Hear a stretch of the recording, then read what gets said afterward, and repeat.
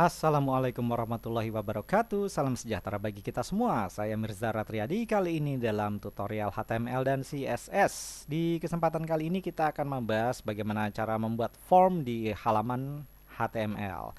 Nanti kita akan bahas satu-satu beberapa atribut form itu seperti apa. Kemudian ada beberapa form control seperti text input, checkbox, dan radio button. Sebenarnya ada beberapa lagi, tapi itu di bagian kedua. Saya sengaja pecah jadi dua bagian rencananya supaya nggak terlalu panjang videonya.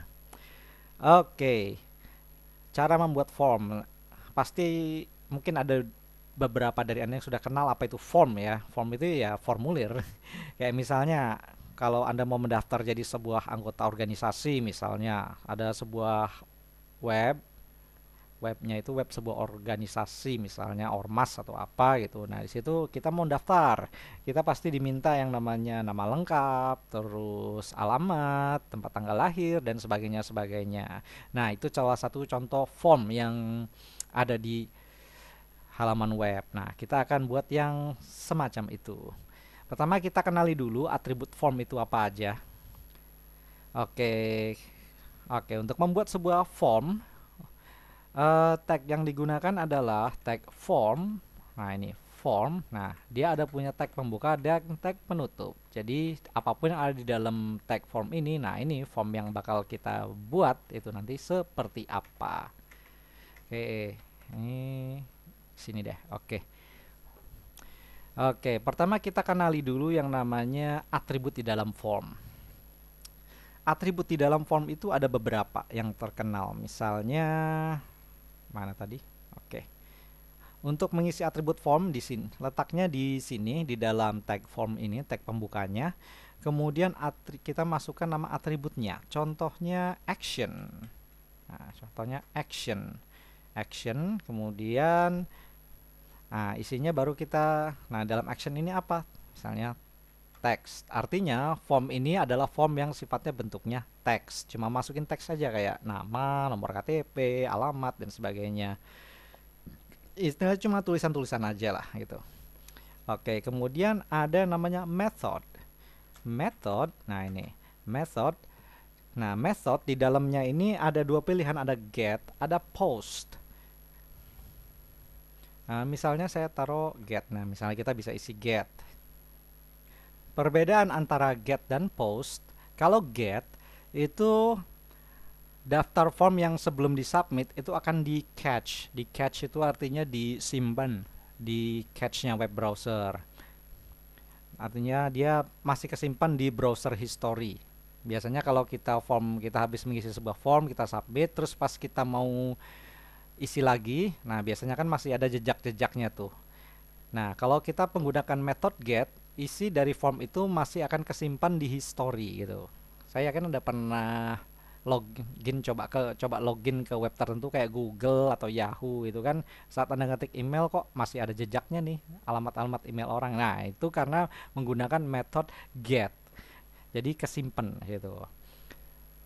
Terus apalagi ya, kalau get itu punya batasan panjang teks yang dimasukkan.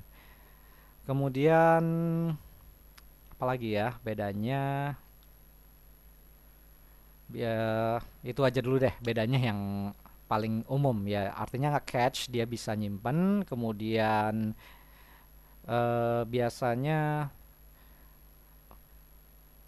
untuk form yang sifatnya data-datanya itu nggak sensitif gitu lah ya, kayak cuma alamat email biasa. Terus dan dia punya batasan panjang, itu get.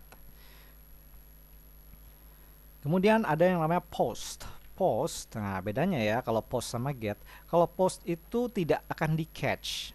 Jadi kalau misalnya kita habis mengisi sebuah form yang metodenya post, kalau kita udah submit, nah itu jejaknya tuh nggak ada. Jadi kalau kita pernah masukin alamat emailnya tuh nggak ada. Nah ini biasanya untuk kebutuhan security, jadi supaya tidak meninggalkan jejak.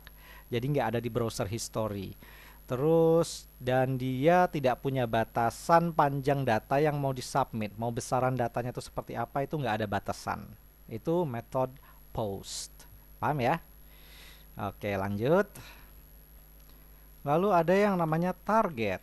Nah, target ini diisi ya bisa blank, bisa misalnya blank, bisa apalagi macam-macam, ada self gitu, terus parent. Nah, ini tujuannya, ini target, yang maksud dengan target ini adalah ini data yang udah dikirim, yang udah dimasukin ini mau dikirim ke halaman yang selanjutnya, halaman mana gitu. Target itu akan jadi target ini biasanya adalah sebuah halaman terpisah, halaman HTML terpisah, tempat memproses isi-isi dari form yang sudah dimasukkan gitu. Oke, kemudian ada namanya end type, encryption type. Nah, encryption type ini terbagi dua, ada application form seperti ini, terus ada yang namanya misalnya end type, nah multi part form data. Oke, jadi ada dua yang bisa digunakan, ada application dan multi part. Kalau application itu yang paling banyak digunakan, standar method form, standar method yang paling banyak digunakan biasanya untuk data-data biasa aja, data-data teks umumnya ya. Nah, kalau multipart, nah multipart ini mana tadi? Ini multipart. Multipart ini yang kalau yang dimasukkan itu tidak berupa teks. Biasanya kita mengupload sebuah file, misalnya file dokumen kayak gambar, file-file binary, biasanya kayak gambar, terus file Word, file Excel, file terus file ya file apapun yang sifatnya bukan teks gitu. Paham ya? Oke, itu tadi mengenai atribut-atribut umum yang ada pada form. Oke, kemudian selanjutnya kita masuk ke bagaimana cara membuat form control, tampilan form control. Pertama kita bahas mengenai text input. Oke, ini saya hapus dulu. Oke, itu cuma perkenalan aja tadi. Oke, sekarang kita bahas mengenai bagaimana cara membuat text input. Text input ya seperti yang Anda mungkin udah kenal. Text input itu sebuah text box tempat kita nulis sesuatu untuk kita submit. Contohnya gini, misalnya nama. Misalnya kita buat tampilan tulisan dulu deh. Nama depan. Nama depan. Kemudian nama belakang. Oke. Untuk membuat text input kita gunakan tag namanya input. Nah, input. Nah, kemudian diikuti dengan type, kemudian text, nah kemudian name, nah kasih nama nama depan. Untuk apa ini nanti saya jelaskan.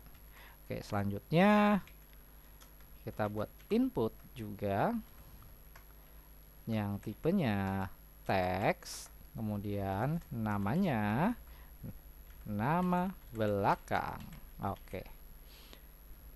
Oke, ini biar rapi kasih break line. Oke, sekarang coba kita split screen preview. Nah, seperti ini. Ini contoh sederhana ya. Nah ini sebuah text box untuk memasukkan nama depan dan nama belakang. Oke, kita bahas dulu dalamnya ini. Atributnya. Type text, type yang nilai atribut type yang nilainya text, artinya text box ini akan diisi dengan teks biasa. Name, nah ini name, yang namanya name ini adalah nama dari text boxnya. Jadi kita lihat di halaman web ini ada dua text box. Yang namanya dua komponen text box ini masing-masing harus dikasih nama yang berbeda satu sama lain. Karena apa? Ini untuk memudahkan control form. Karena text box ini berisi data-data yang nantinya akan disubmit. Nanti data-data itu akan diolah dengan memanggil di background ya, proses backgroundnya ya, akan diambil dari nama-nama dari komponen-komponen text box ini. Ini komponen text box yang atas ini nama depan dan yang di bawah nama belakang. Jadi diprosesnya itu berdasarkan dari nama dari komponennya, komponen text boxnya gitu. Jadi makanya harus dikasih nama ya masing-masing komponennya. Oke, ngerti ya? Paham? Pasti? Oke, jadi yang namanya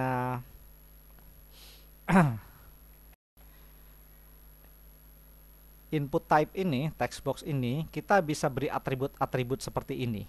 Lalu ada atribut lain yang biasanya digunakan. Contohnya value. Value. Jangan ini deh. Oke, sini.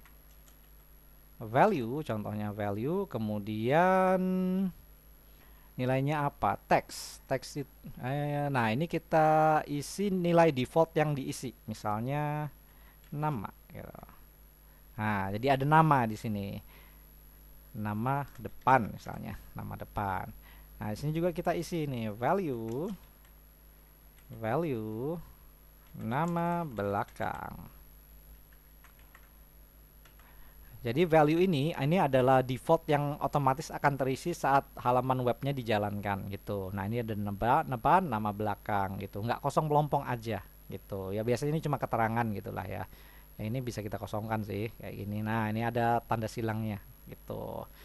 Itu value. Kemudian ada atribut lagi yang namanya size.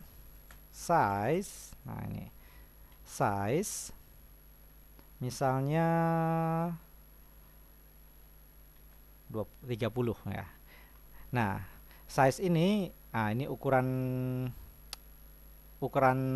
panjang dari text boxnya ini. Panjangnya dihitung dari berapa karakter. Size 30 berarti dia panjangnya 30 karakter. Kemudian misalnya kalau 10 ya pendek jadinya. Atau ya biasanya sih ya taruh 20 aja deh misalnya ya. Ya 20 mah standar kayaknya ya. Ya ini juga bisa kita taruh size-nya berapa. Ini size sama dengan 20. 20 itu kayaknya defaultnya ya. Ya kita bisa ganti sih dengan sesuai yang kita mau, misalnya 25 gitu, agak panjangan dikit boleh ya, nggak apa-apa, selera aja buat tampilan ya. Oke, setelah itu ada yang namanya max length. Nah ini max length adalah berapa panjang karakter yang dapat diinput. Misalnya 10 saya masukin ya. Kalau saya input 10, maka kalau misalnya saya ketik nama misalnya Joko Hando. Nah, saya mau ketik nama Joko Handoyo. Nah, ini yo-nya jadi nggak keketik. Kenapa? Karena dibatasin. Panjangnya itu cuma 10. Gitu.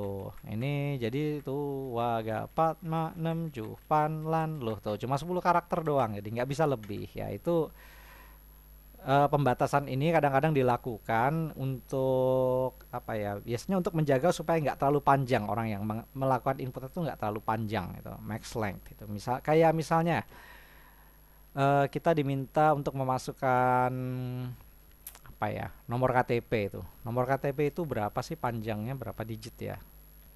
16 digit. Nomor KTP itu 16 digit. Jadi misalnya kita mau bikin form untuk memasukkan nomor KTP, misalnya nomor KTP gitu. Nah, kita bisa tentukan max length-nya 16 digit aja. Nah, jadi ini menjaga supaya kita nggak lebih dan nggak kurang dalam menginput nomor KTP gitu. Paham ya? Pasti paham. Oke, dan input control ini bisa kita modif. Ini kan nomor KTP dan nama gitu ya. Gimana kalau kita mau membuat input password? Gampang, kita ganti aja di sini input type text-nya jadi password. Nah, kalau password, nah apapun yang kita ketik di sini ini akan tersamarkan. Jadi misalnya kita ganti deh sini, misalnya password. Nah, kita diminta masukkan password. Dan kalau kita input karakternya di sini, nah ini nggak bakal kelihatan. Misalnya kita bla bla bla bla gitu. Nah, ini tersamarkan. Jadi tidak kelihatan gitu. Karena diganti di bagian input type-nya. Itu ada teks, ada password. Kalau teks itu kelihatan, kalau password, nah itu nggak kelihatan gitu. Paham ya? Pasti paham. Nih gampang, sangat mudah.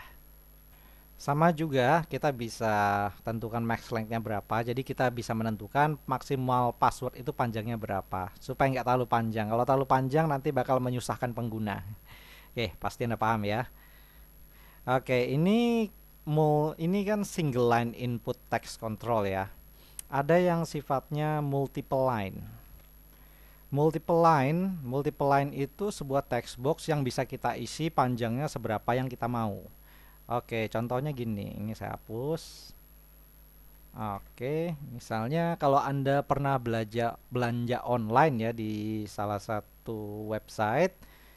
Oke, nah itu biasanya kita masukin testimoni gitu. Testimoninya mungkin tentang barang yang kita beli itu kayak apa, penjualnya itu kayak apa. Nah, misalnya gini, kita masukkan kayak misalnya komentar. Nah, atau testimoni. Atau testimoni gitu. Nah, terus di bawahnya kita masukkan text control namanya text area. Text area. Nah, ini namanya tag text area. Nah, text areanya kita taruh di sini deh, tag penutupnya. Ada pembuka, ada penutup. Oke, dan di dalam text area ini, nah ada atribut yang bisa kita isi. Misalnya, contohnya adalah row. Rows. Nah, ini rows. Rows itu mau berapa panjang barisnya.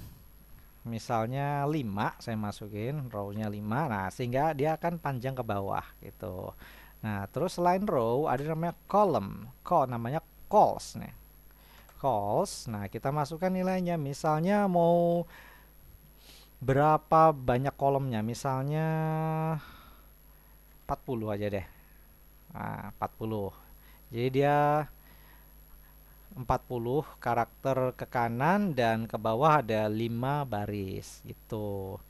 Terus nah kita bisa tambah atribut lain namanya name. Name. Nah ini name.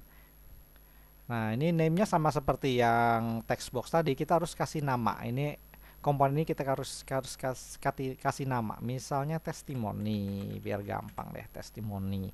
Nah setelah itu, nah di dalam text area, nah kita bisa biarkan ini kosong atau ada isinya, isi defaultnya. Nah misalnya isi defaultnya, misalnya tulis pengalaman belanja. Nah, nah seperti ini, jadi tulis pengalaman belanja di dalamnya sini.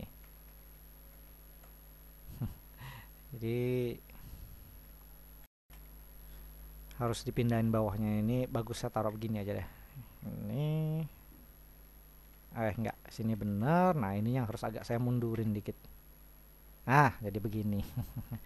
Jadi bagusnya taruh di sebelah sini, nyamping, sehingga tadi nggak turun ke bawah dia. Oke, ini contohnya untuk multi line comment. Jadi nah di sini baru kita bisa isi nih. Misalnya penjualnya ramah gitu. Tuh, barang pesanan kondisinya baik gitu ya, bla bla bla bla. Seperti halnya kalau Anda belanja online ya, Anda tulis saja testimoni sesuai dengan pengalaman Anda. Paham ya?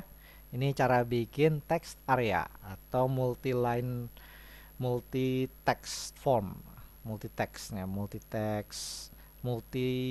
line text namanya istilahnya.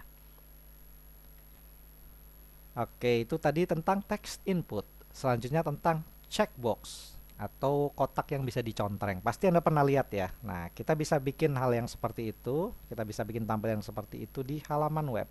Oke, ini saya hapus dulu. Oke.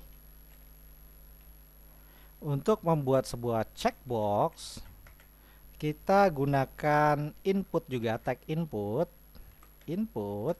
Nah, di sini kita ganti tipenya type menjadi checkbox. Nah, sini. Oke, kemudian kita harus kasih namanya juga, nama dari komponen checkbox ini, name, misalnya apa ya? Name.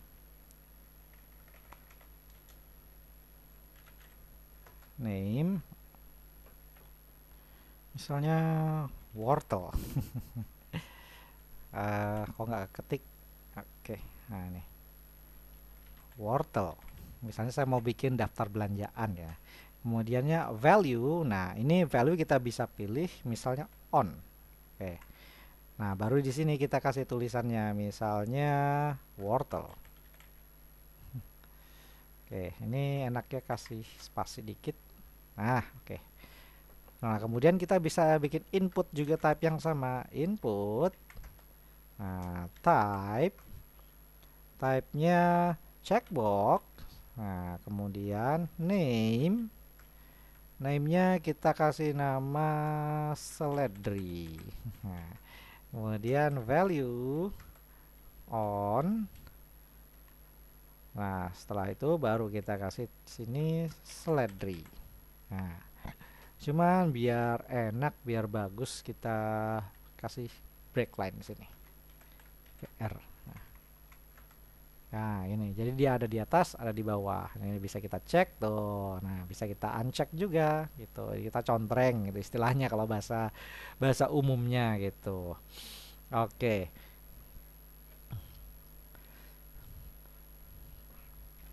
Kita bahas satu persatu. Atributnya apa saja. Tipe checkbox ya, ini pasti ya checkbox ya, udah tahu. Ini kita membuat sebuah input yang tipenya checkbox. Name ya punya nama masing-masing. Komponen itu punya namanya sendiri masing-masing.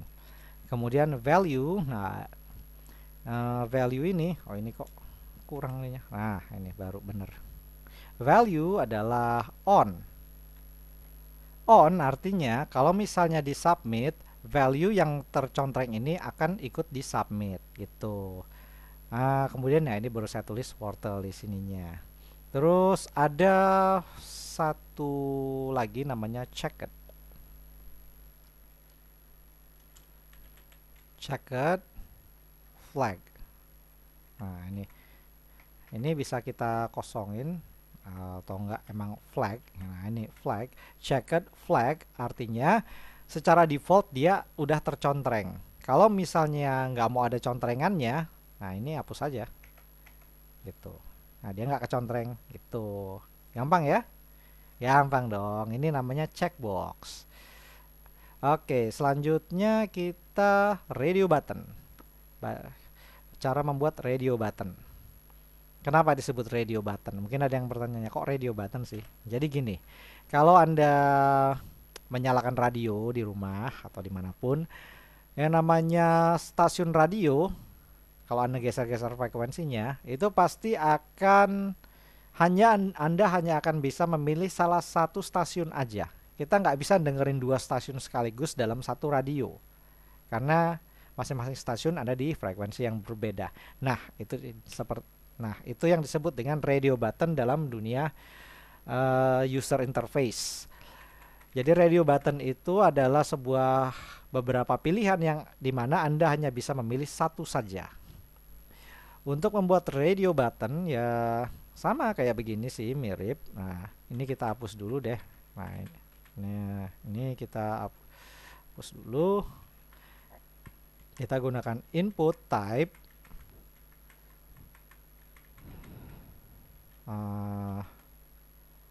Hapus aja deh semua. Kita gunakan tag input. Nah, type-nya kita pilih radio. Nah, kemudian kasih nama. Name, misalnya kasih nama apa ya? Jenis kelamin ya, misalnya pria. Nah, pria, kemudian value. Value-nya misalnya ini value kita bisa isi apa ya misalnya ya. Misalnya pria juga deh.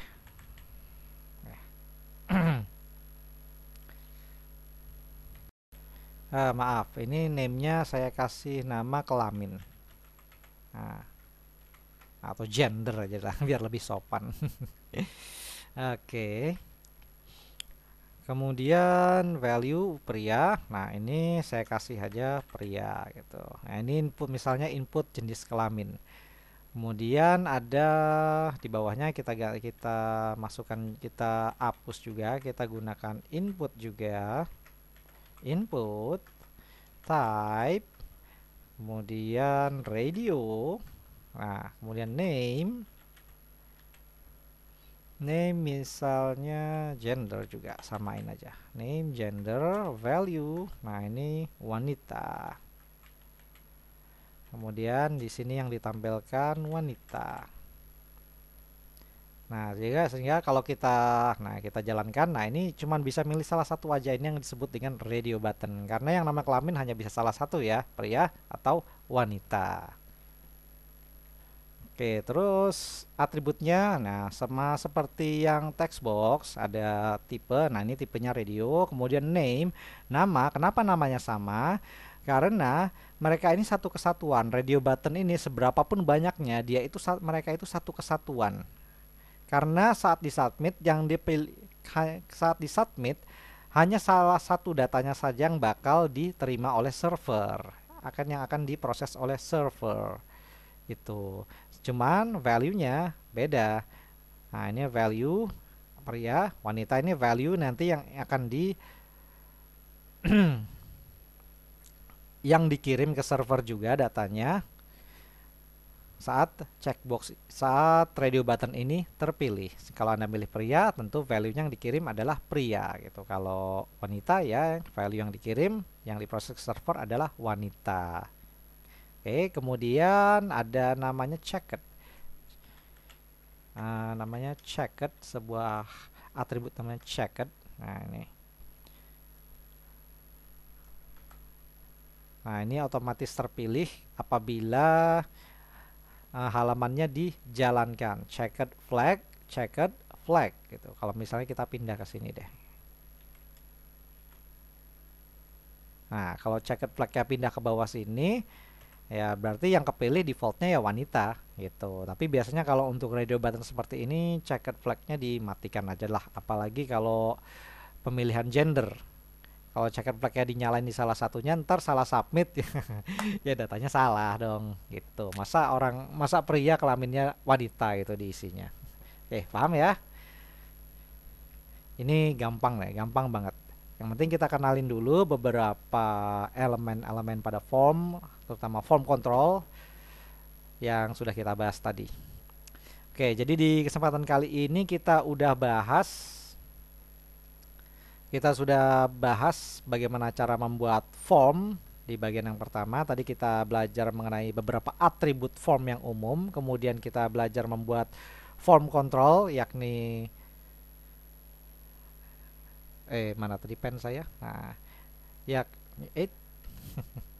ya, tadi kita bahas tentang beberapa atribut form, kemudian beberapa form control yakni text input, kemudian checkbox dan radio button. Oke, kalau begitu dari saya kali ini cukup sekian. Mohon maaf apabila ada kekurangan. Semoga penjelasan saya dapat berguna. Oh ya, jangan lupa subscribe kalau berkenan. Sampai jumpa di lain kesempatan dan wassalamualaikum.